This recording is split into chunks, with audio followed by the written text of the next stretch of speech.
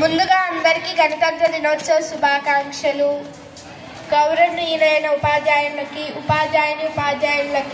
నా సహ విద్యార్థులందరికీ శుభాకాంక్షలు చెప్పాలనుకుంటున్నాను. Happy republic day. Same to you చెప్పండి. Okay, thanks. అసలు రిపబ్లిక్ డే అంటే ఏంటో తెలుసా మీకు?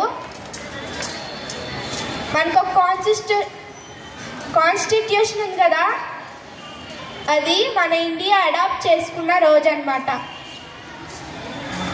నవంబర్ 26, 1949లో మన కాన్స్టిట్యూషన్ రాయడం జరిగిందనమాట. ఆ రోజుతో అయిపోయింది.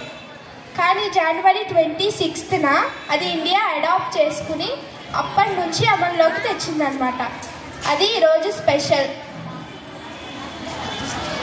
మన రాజ్యాంగం రాయడానికి ఎన్ని డేస్ పట్టిందో తెలుసా?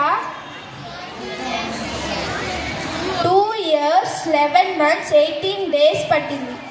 ఓకేనా? మరి వినట్లా? వింటున్నారా? ఎన్ని డేస్ పట్టింది?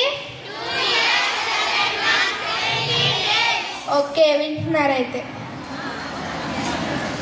దీనికి ఈ కాన్స్టిట్యూషన్ రాయడానికి ఎంత ఖర్చు అయిందో తెలుసా? మనీ 64 lakhs ఖర్చు అయిందనమాట. ఇది మన రాజ్యాంగం రాసింది ఎవరు? డాక్టర్ బిఆర్ అంబేద్కర్ గారు. ఓకే, ఇప్పుడు మనం ఫ్లాగ్ హోస్ట్ చేసాం కదా, అది రూపొందించింది ఎవరో తెలుసా? పింగళి వెంకయ్య గారు. ఎప్పుడు?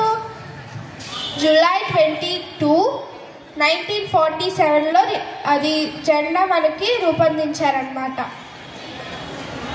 అది ఫస్ట్ రెడ్ ఫోర్ట్ మీద ఆగస్ట్ 15, 1947లో అది రెడ్ ఫోర్ట్ పైన ఎగరవేశారు. ఓకేనా?